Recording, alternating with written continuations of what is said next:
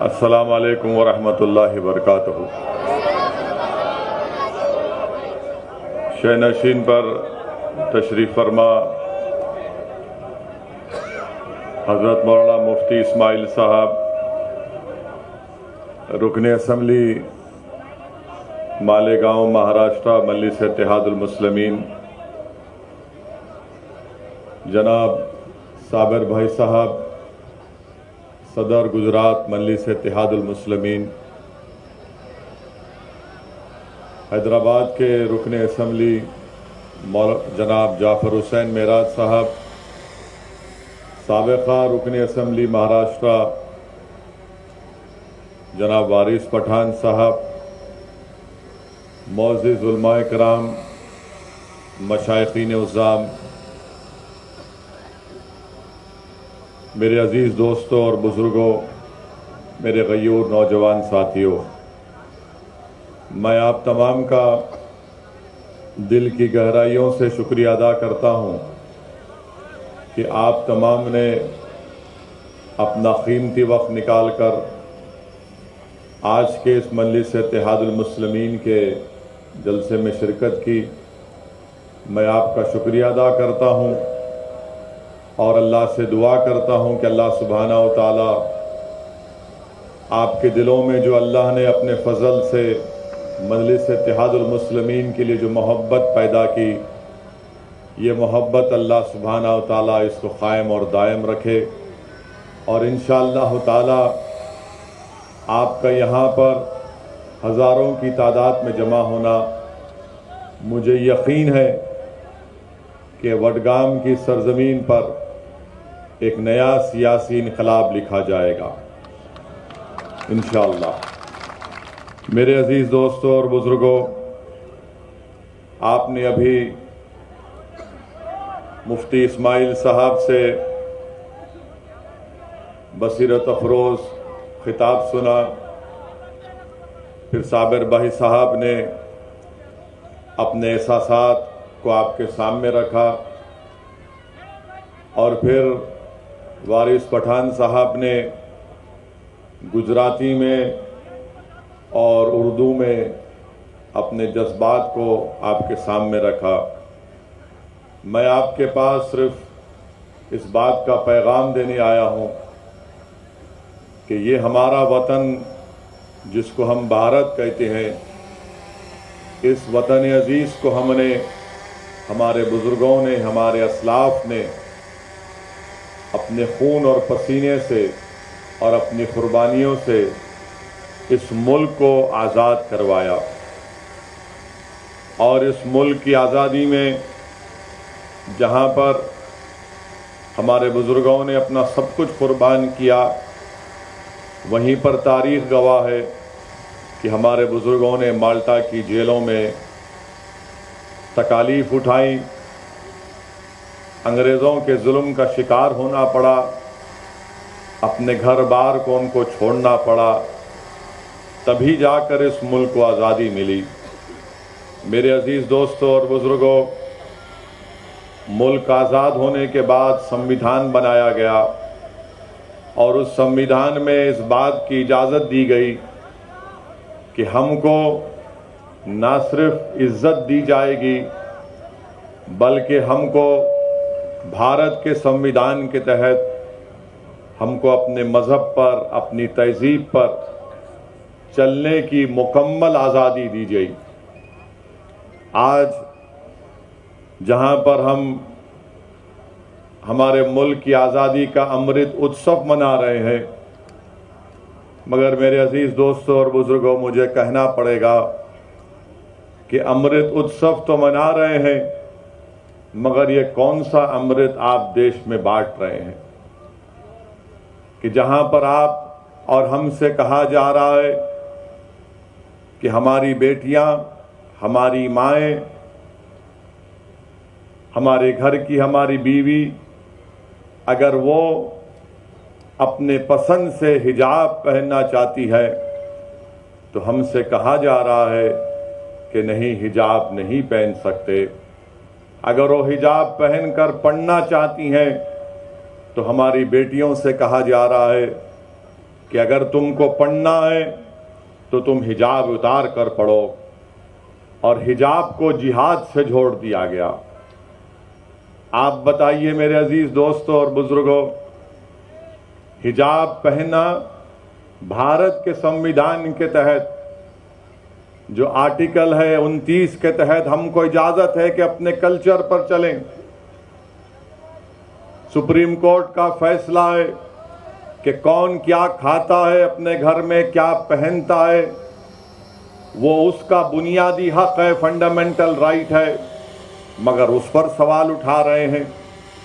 फिर बात हिजाब पर ख़त्म नहीं हुई, अब आ गई बात हलाल गोश्त पर भी बात आ गई कि नहीं, हलाल गोश्त नहीं खा सकते, बल्कि हलाल गोश्त से कह रहे हैं कि उस पर पाबंदी लगा दो। फिर वहाँ पर इक्तफा नहीं किया तो बात अब बढ़कर आ गई कि अगर मुसलमान अपनी काबिलियत और अपनी मेरिट के ऊपर नौकरी हासिल करता है तो उसका नाम दे दिए जॉब जिहाद का नाम दे दिए। अगर हम अपने पैसों से ज़मीन खरीद के घर बनाते हैं तो कहा जाता है ये लैंड जिहाद है। आप बताइए, हिजाब को जिहाद से, हलाल को जिहाद से, घर को जिहाद से, नौकरी को जिहाद से, हर चीज को मुसलमानों के ताल्लुक से वतन अजीज में एक नफरत की फिजा पैदा की जा रही है। हमारे हिंदू भाइयों को ये पैगाम दिया जा रहा है कि इस देश को अगर खतरा है तो मुसलमानों से है।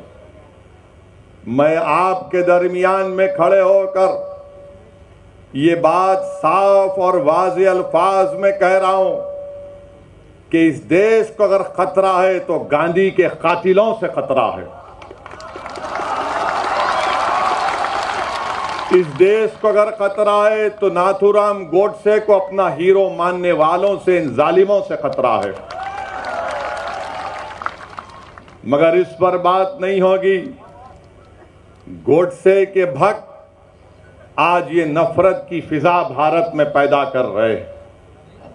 आज आप देख रहे हैं कि जब मैंने हिजाब के मसले को उठाया तो उत्तर प्रदेश के विधानसभा के चुनाव चल रहे थे, तो मुझ पर तनकीद की गई कि वैसी तुमने उत्तर प्रदेश में हिजाब के मसले को क्यों उठाया। मेरे अजीज दोस्तों और बुजुर्गों, मैं हुफ़ाज़ किराम के दरमियान में खड़े होकर लबकशाई कर रहा हूं। मैं उलमाए किराम के दरमियान में खड़े होकर बोलने की जुर्रत कर रहा हूं। मैं सियासत के मदरसे का तालिब इल्म हूं और सियासत सीखने की कोशिश कर रहा हूं, और सियासत का तालिब इल्म होने की बुनियाद पर मैं ये कह सकता हूं कि हर चीज इस्लाम दुश्मन ताकतें ये देखती हैं कि मुसलमानों को मुल्क के एक हिस्से में चुमटी लेकर देखो, तनकीद करके देखो, इनको हिलाकर देखो, इनका रद्द अमल क्या होगा। जब मैंने हिजाब के खिलाफ आवाज उठाई और कहा कि हिजाब हम पहनेंगे, हमारी बेटी, हिजाब हमारा बुनियादी हक है, अगर आज हिजाब पर खामोश हो जाओगे तो कल कहेंगे दाढ़ी बहुत लंबी है, कम कर लो।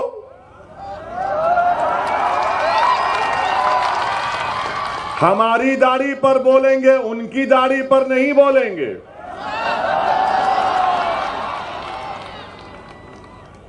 कल कहेंगे कि नहीं टोपी बड़ी ठीक नहीं है, टोपी उतार लो।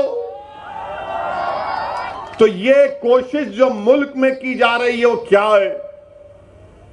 तनकीद करने वाले करो मुझ पर तनकीद, मगर हिजाब को क्यों टारगेट किया जा रहा है? क्योंकि मुसलमानों का कल्चर उनसे छीन लिया जाए, मुसलमानों की तहजीब को उनसे छीन लिया जाए। जब मुसलमानों को उनकी तहजीब और तमद्दुन से दूर कर दिया जाएगा तो मुसलमान क्या रहेगा? एक जिंदा लाश रहेगा। इसीलिए मैं आपसे कह रहा हूं कि आपको अपनी एक सियासी ताकत और अपनी आवाज को बनाना है।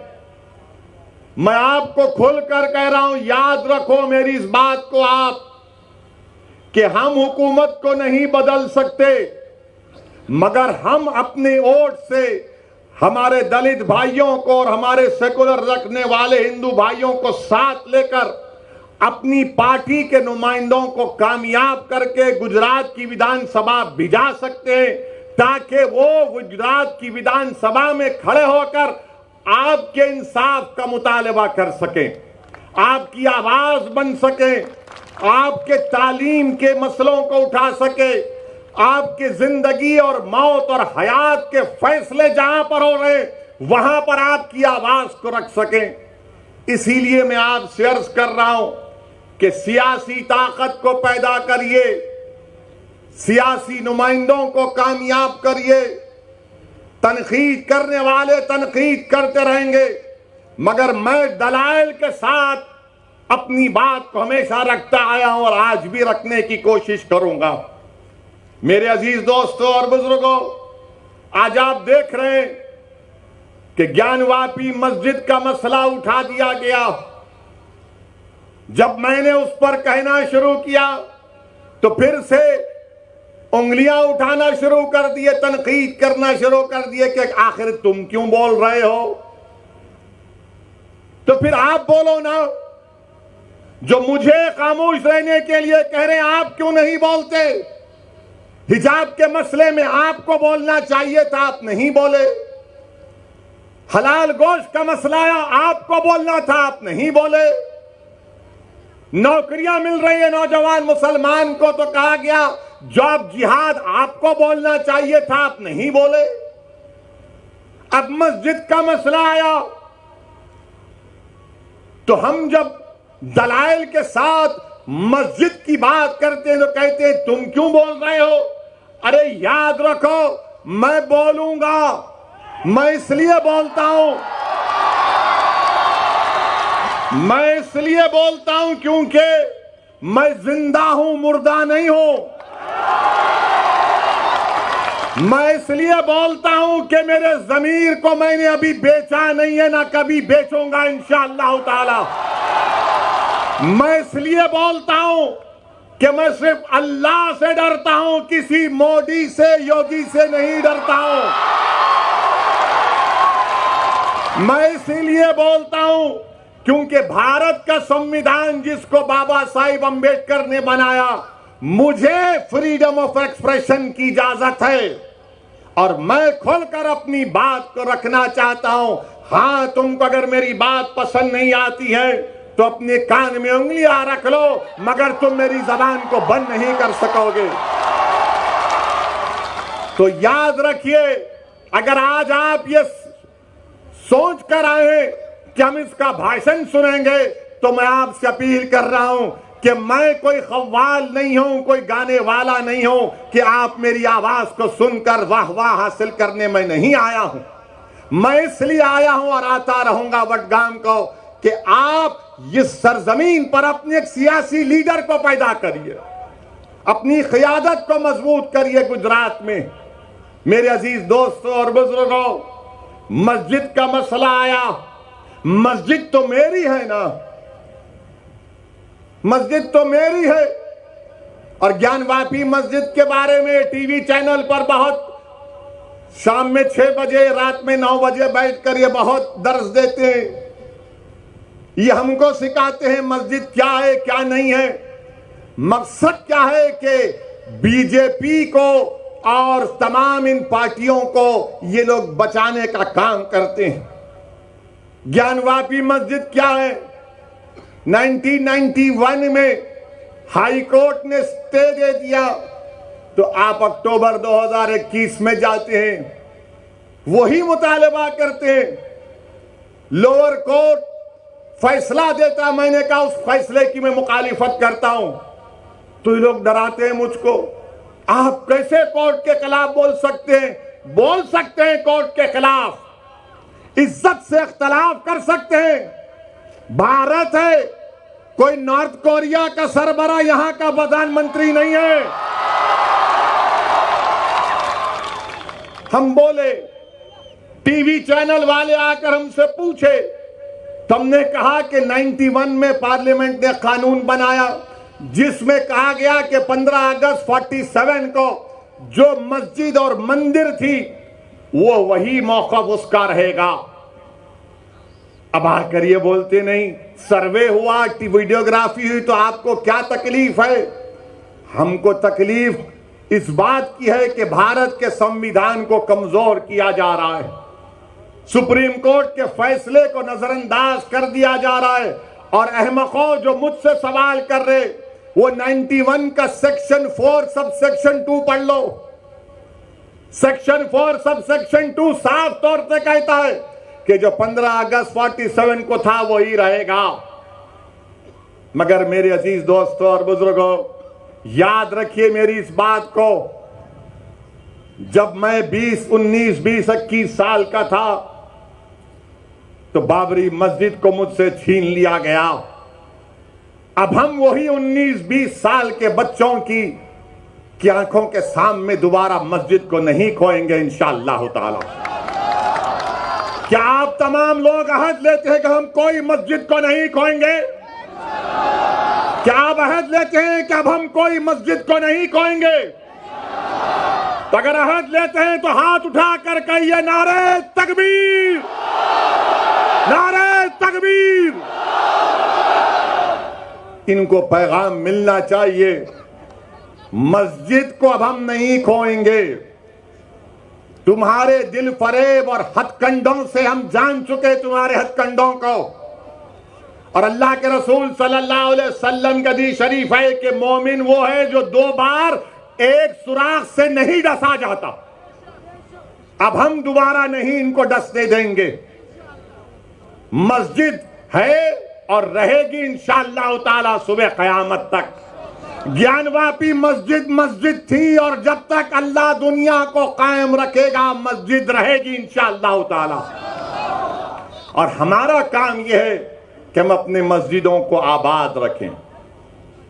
हमारी भी जिम्मेदारी है कि रमजान हो गया तो मस्जिद के दरो दीवार तरसती हैं कि कहां गए वो लोग जो रमजान के 30 दिन अल्लाह के घर में आकर सर्वसजूद हो रहे थे। तो याद रखो मस्जिदों की हिफाजत पहले हमको अपनी महल्लों की मस्जिदों को आबाद रख के रखना। अगर हम अपने महल्लों की गांव की मस्जिद को आबाद रखेंगे तो ये शैतानी ताकतें जो ललचाई हुई नजरों से हमको अपनी तहजीब से महरूम करना चाहती हैं, इनको पैगाम मिल जाएगा कि अब दोबारा मुसलमान भारत का मस्जिद खोने को तैयार नहीं है। मेरे अजीज दोस्तों और बुजुर्गों, मगर आज्ञानवापी का मसला आया, हिजाब का मसला आया तो क्या कांग्रेस पार्टी ने कुछ कहा? कोई कांग्रेस के लीडर ने कहा? नहीं बोलेंगे। क्या समाजवादी के या आप पार्टी के किसी कायद ने कहा? नहीं बोलेंगे। क्यों नहीं बोलेंगे? क्योंकि इनको मालूम कि मुसलमान तो डराओ, इसको डराओ और डरा कर वोट हासिल कर लो। इनको मालूम कि मुसलमानों का जहन उसमें डाल दिया गया कि नहीं नहीं आपको सरकार को बदलना है। मेरे अजीज दोस्तों और बुजुर्गों, याद रखिए मेरी इस बात को कि हुकूमत को आप नहीं बदल सकते, अपने नुमाइंदों को आप कामयाब कर सकते हैं। अरे मस्जिद का मसला आया तो नहीं बोलेंगे, हिजाब का मसला आया तो नहीं बोलेंगे, दिल्ली के जहांगीरपुरी में गरीबों की दुकानों को तोड़ दिया गया तो मुंह नहीं खोलेंगे। मैं जब दुकानों को दिल्ली में तोड़ा जा रहा था, जब बुलडोजर दुकान के पास पहुंच चुके तो किसी गरीब ने मुझे फोन करके कहा कि ओवैसी क्या तुम आओगे या नहीं आओगे? मैंने कहा जरूर आऊंगा।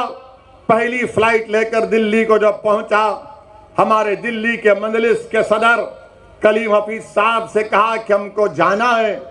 हम गए वहां पर, उसी मस्जिद में जाकर नमाज मगरिब अदा की, रास्ते में रोजा खोलना पड़ा, वक्त हो गया था। जिस मस्जिद के सामने उसकी दीवार को और गेट को शहीद कर दिया गया था। आप बताइए क्यों नहीं गए ये तमाम पार्टी के लोग जो मुझ पर इल्जाम लगाते हैं, जो मुझ पर इल्जाम लगाते? जाना था ना, नहीं गए। क्यों नहीं गए? क्योंकि उनको मालूम मुसलमान को डराओ और वो खुद ब खुद आपको वोट देता रहेगा। मैं इस मिजाज में तब्दीली पैदा करने के लिए आया हूं। मैं आपसे कह रहा हूं कि सिर्फ अल्लाह से डरो, इन जालिमों से मत डरो। मैं आपसे अपील करने आया हूं कि आप अपनी आवाज को उठाओ। अगर मुल्क में ये तमाम हालात पैदा हो रहे हैं तो उसका मकसद क्या है कि भारत के मुसलमानों को डराया जाए, उनको खामोश कर दिया जाए और उनको मुसलमान सिर्फ उनकी घर तक रखा जाए और बाहर में मुसलमान के कोई मजारे ना करे। मैं आपसे अपील कर रहा हूं कि हम घर में भी मुसलमान बनकर रहेंगे, बाहर भी मुसलमान बनकर रहेंगे। हालात कुछ भी होंगे मगर हम डर कर मायूस हरगिज नहीं होंगे। हम डर कर अपने घर में नहीं बैठ जाएंगे। हिकमत के नाम पर बुज़दिली के मजारे नहीं करेंगे। मैं आपसे ये नहीं कह रहा हूं कि तशद्दुद पर आ जाओ। मैं आपसे ये कह रहा हूं कि अपने हौसलों को बुलंद रखो। मैं आपसे ये नहीं कह रहा हूं कि तशद्दुद करो। मैं आपसे कह रहा हूं कि सब्र का दामन मत छोड़ो, मगर जब मुकाबला होगा तो हिम्मत और हौसले को बुलंद रखो। और मुकाबला जमहूरियत के दायरे में रहकर होगा। मुकाबला जमहूरियत के दायरे में रहकर होगा। हम पीठ नहीं दिखाएंगे, सीना तान कर अपने हक के लिए लड़ेंगे। ये भारत का संविधान हमको इस बात की इजाजत देता है मेरे अजीज दोस्तों और बुजुर्गों। वहीं पर जहांगीरपुरी में हुआ तो मध्य प्रदेश में सेंधवा में, खरगोन में घरों को तोड़ दिया गया और कहा गया कि पत्थर फेंकते थे। अब बताइए, एक वसीम शेख जिसके हाथ कटे हुए हैं, क्या वो पत्थर फेंक सकता है? जिसके दोनों हाथ कटे हुए हैं उसकी दुकान को तोड़ दिया। एक 75 साल के ज़ईफ शख्स को खूब पीटा, कहा कि तुमने पत्थर फेंका। तो उस बूढ़े ने कहा, अरे मैं 10 कदम नहीं चल सकता, कहां पत्थर उठाकर फेंक सकूंगा। क्या कोई आवाज उठी कांग्रेस की तरफ से? मध्य प्रदेश में तो आपकी सरकार थी। गुजरात में खंबाट में, हिम्मतनगर में 10-10 साल पुराने गोडाउन थे, बीजेपी ने उन गोदामों को तोड़ दिया। कौन है ये लोग तोड़ने वाले? क्या गुजरात का मुख्यमंत्री, मध्य प्रदेश का मुख्यमंत्री, गुजरात हाईकोर्ट का चीफ जस्टिस है? क्या तुम कोर्ट के जज बन चुके कि तुम तय करोगे कि कौन किसका घर तोड़ेगा? अरे आज तुम गरीबों का घर तोड़ रहे हो, याद रखो अल्लाह देख रहा है। अल्लाह देख रहा है। फिरौन को भी अपनी ताकत पर गुरूर था, नमरूद को भी था, यजीद को भी था, मगर सबका इख्तिदार चला गया।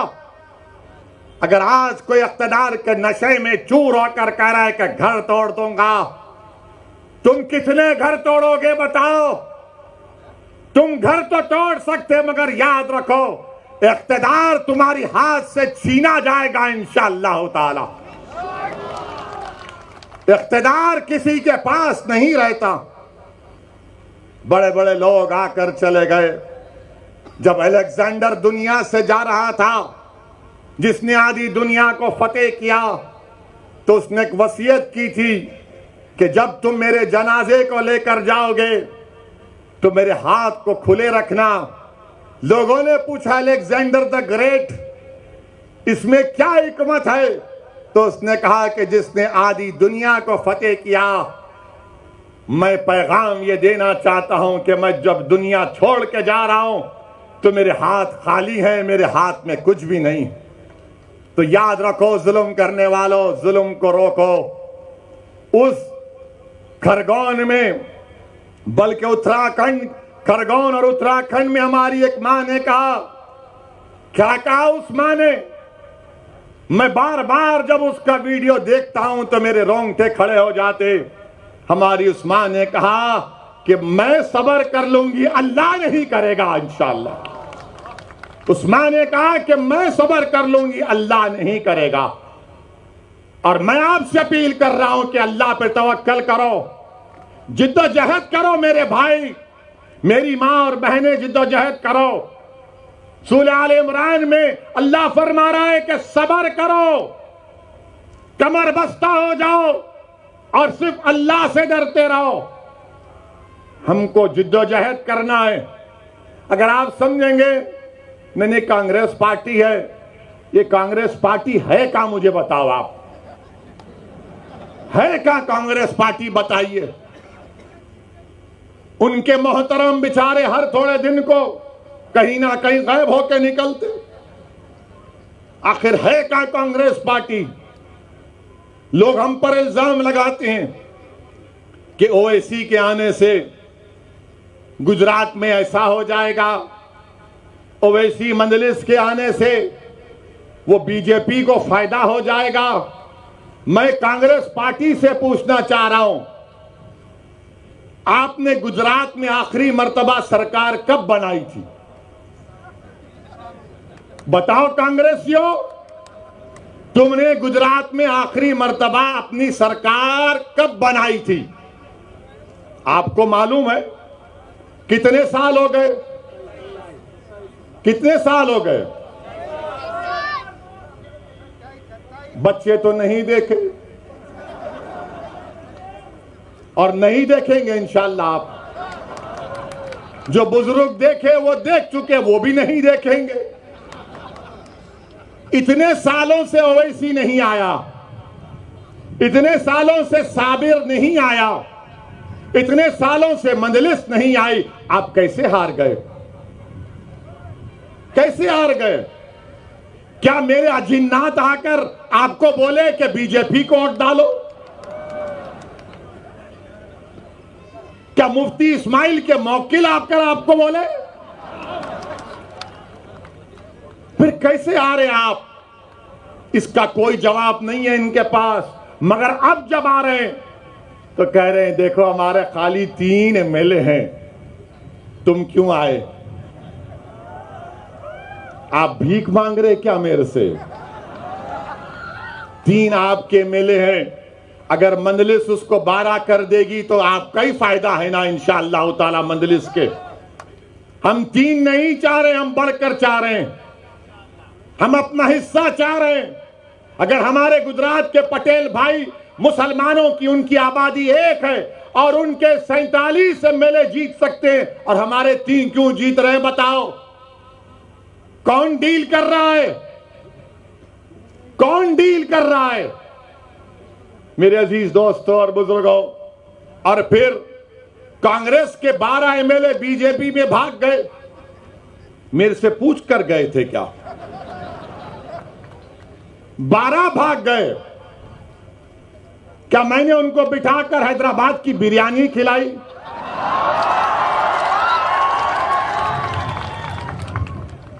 वो तो मेरी बिरयानी नहीं खाए, वो तो नरेंद्र मोदी का ढोकला खाकर चले गए बीजेपी में।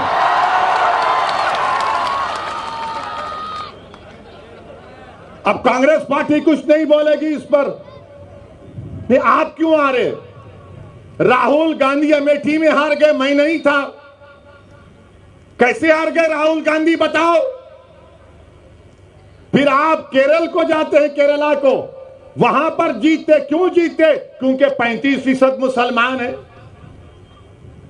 अमेठी में हार गए, मैं नहीं था, मंजलिस नहीं थी। मगर बोलेंगे नहीं नहीं ओवैसी वहां से गुजरा था, मैं तो गया भी नहीं। आपके 12-13 एमएलए गुजरात से चले गए। क्या यह बात सच नहीं है कि वडगाम के कांग्रेस के जो साबिका एमएलए थे मनी भाई चले गए, टाटा कर गए? क्या आपके खाने की दुकान पर मनी भाई खाकर गए थे क्या? कि भाई यहां पर अच्छा खाना मिलता है, मैं खा के जाऊंगा। मनी भाई चले गए। अच्छा, फिर एक और इनका एमएलए गया जिसका नाम है अश्विन कोटवाल। उसने पेपर में बयान दिया, मैं पढ़ा, जिसमें अश्विन कोतवाल ने कहा कि मैं कांग्रेस से जीतता जरूर था, मगर मैं अश्विन बोल रहा है कि मेरे दिल में नरेंद्र मोदी की मोहब्बत थी। क्या मोहब्बत है कांग्रेसियों की, जबान पे मुसलमान और दिल में मोदी की मोहब्बत है, और आकर हमसे कह रहे हैं कि आप इलेक्शन क्यों लड़ रहे हैं। मेरे अजीज दोस्तों और बुजुर्गों, महाराष्ट्र की असेंबली विधानसभा में असेंबली में मुफ्ती इस्माइल हमारे कायदे मुकन्नना हैं और धूलिया से फारूक शाह हैं। आप उठाकर असेंबली की कार्रवाई देख लीजिए। बिहार में मजलिस के 5 एमएलए हैं, बिहार की विधानसभा को हिला के रख देते हैं। सीमांचल के इंसाफ की बात होती है। ये 3 जो जीत के गए, कितने बार मुंह खोला तुमने, कितने बार तुमने हक और इंसाफ की बात की। भारत की पार्लियामेंट में 540 की लोकसभा है, सिर्फ 2 रुकने लोकसभा है मजलिस के मेयर इम्तियाज जलील साहब। अब जब दोनों में से कोई एक खड़ा हो जाता है 5-6 मिनट के लिए बोलने के लिए, तो बीजेपी के 300 एमपी खड़े हो जाते हैं, क्या बोलेगा सुनने के लिए। हम सिर्फ 5-6 मिनट बोलते हैं, 5-6 मिनट, और सब खड़े हो जाते हैं। कौन नरेंद्र मोदी के सामने एनपीआर एनआरसी के कानून को फाड़ दिया, क्या कांग्रेसियों ने पढ़ा था? अमित शाह बैठे हुए हैं। मैंने कहा यह कानून काला कानून है, मैं नहीं मानता, इसको फाड़ूंगा। आपने भी यहां पर वडगाम में एनपीआर एनआरसी के खिलाफ एहतजाज किया, मैं आपको सलाम करता हूं। अल्लाह आपकी उस कुर्बानी को कबूल करे। 250 लोग जेल को गए। दिल पर हाथ रखकर बोलो, क्या कांग्रेस ने कहा कि तुमको छोड़ना चाहिए जेल से? दिल पर हाथ रखकर कहो कि जब 250 लोग एनपीआर एनआरसी में वडगाम के उसमें जेल में गए तो क्या कांग्रेसी बोले? कब बोली कांग्रेस? जब पट्टीदारों के लोग जेल में थे तो कांग्रेस ने कहा छोड़ो और केस को वापस लो, मगर जब वडगाम का मुसलमान जेल में था तो तुमको पट्टीदार की जबान और उनसे मोहब्बत और हमारे से मोहब्बत नहीं। ये फर्क है, याद रखो आप। यकीनन बीजेपी को हराना है। कौन कह रहा है नहीं हराना है? हम ही तो लड़ रहे हैं बीजेपी के खिलाफ। पार्लियामेंट में हर चीज में मजलिस मुखालिफत करती है। ट्रिपल तलाक का कानून आया तो मजलिस ने मुखालिफत की। एनपीआर एनआरसी का कानून आया, मजलिस ने कानून की कॉपी को फाड़ा। यूएपीए का कानून आया, हमने मुखालिफत की, कांग्रेस ने तायीद की। क्या कांग्रेस ने अमित शाह के लाए हुए तरमीमी बिल की तायीद नहीं की? तायीद की। और आज आप हम पर उंगलियां उठाते हैं। मेरे अजीज दोस्तों और बुजुर्गों, मेरी जिंदगी का एक ही मकसद है कि मेरी जमात का पैगाम यही है कि आपके सियासी नुमाइंदे कामयाब होकर जिला परिषद हो, असेंबली हो, पार्लियामेंट हो, जाना चाहिए। आपकी आवाज सुननी चाहिए। अगर आप नहीं आवाज उठाएंगे और सिर्फ कहेंगे कि हम सिर्फ आंसू बहा देंगे, डर कर, याद रखिए आप जमहूरियत में हैं, लोकतंत्र में हैं। आपको अपना हक मिलना चाहिए। और हक कैसे मिलेगा? जब आप अपने वोट से अपनी पार्टी के नुमाइंदों को कामयाब करेंगे। मेरे अजीज दोस्तों और बुजुर्गों, यही मजलिस इत्तेहादुल मुस्लिमीन का पैगाम है। अब मुझे किसी ने पूछा कि ये ज्ञानवापी के नीचे क्या देखना चाह रहे, ताजमहल के नीचे क्या देखना चाह रहे, कुतुब मीनार के नीचे क्या देखना चाह रहे? तो सोशल मीडिया पर मैंने ये पढ़ा, मेरे को नहीं मालूम, वल्लाहु आलम। किसी ने कहा सोशल मीडिया पर लिखा कि वो ताजमहल देखने गया था, आगरा के ताजमहल के जो क्यूरेटर जिम्मेदार थे उनके साथ, उनका रिश्तेदार था। तो उस लड़के ने कहा, लिखता है कि मैं ताजमहल के नीचे जाना चाह रहा था तहखाने में। तो उसको डायरेक्टर ने कहा कि देखो सेल फोन की इजाजत नहीं है, सेल फोन रख दिए। फिर जब नीचे गए तो फिर चेक किया गया कि क्या सेल फोन है, नहीं था। फिर जब दरवाजा खोलने की बात आई तो कहा दरवाजा नहीं खोलेंगे, उस पे गवर्नमेंट ऑफ इंडिया का मोहर है। उनसे कहा गया कान लगाकर सुन लो।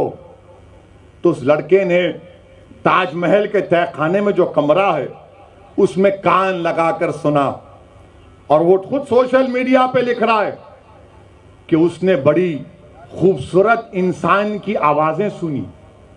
उसने बड़ी खूबसूरत इंसान की आवाजें सुनी, और वो क्या कह रहे थे ताजमहल से कि चौकीदार को बोलो नौकरियां नहीं है नौजवानों के पास,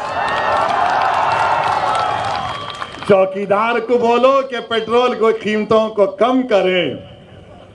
आवाज, सुरीली आवाज आ रही थी कि चौकीदार से बोलो कि महंगाई बहुत बढ़ गई, कम करो।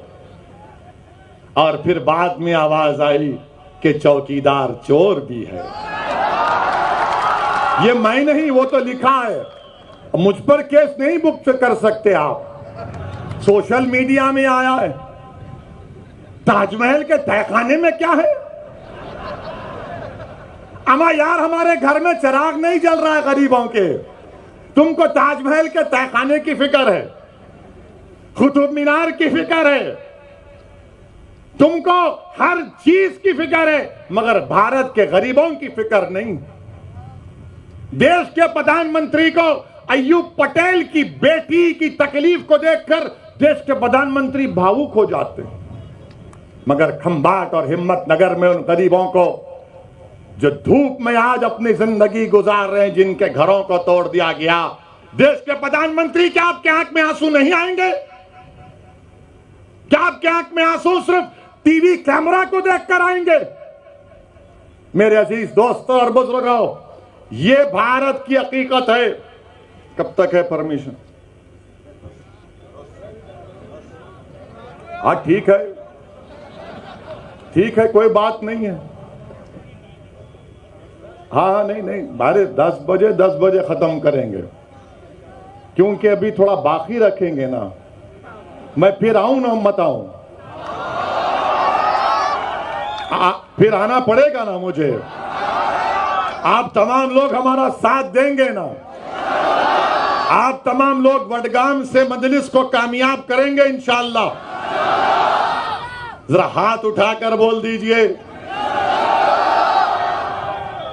मेरे अजीज दोस्तों और बुजुर्गों, मैं आपसे सिर्फ इतना ही कह रहा हूं कि अपनी सियासी आवाज को बनाइए। मेरी जिंदगी का, आपकी जिंदगी का कोई भरोसा नहीं है। जब हम उत्तर प्रदेश में थे तो 6 गोलियां चलाई गई, अल्लाह का करम था बच गए। तो ये जालिम बोले नहीं, नीचे क्यों चलाए? तो मेरे प्यारे, कभी तुम अपने घर में खुद अपनी बीवी को बोलो कि बेगम मैं गाड़ी में बैठता हूं, जरा मेरे पैर के करीब मार के दिखाओ। एक पटाखा इनको फुटता है तो रात भर नींद नहीं आती। तो बहरहाल अजीज दोस्तों और बुजुर्गों, आपका तहे दिल से शुक्रिया कि आप तशरीफ लाए। मैं आपको सलाम करता हूं और आपसे वादा कर रहा हूं कि वडगाम को फिर से आऊंगा और आपके किसी एक दुकान में बैठकर खाना भी खाऊंगा। अस्सलाम वालेकुम रहमतुल्लाहि व बरकातहू।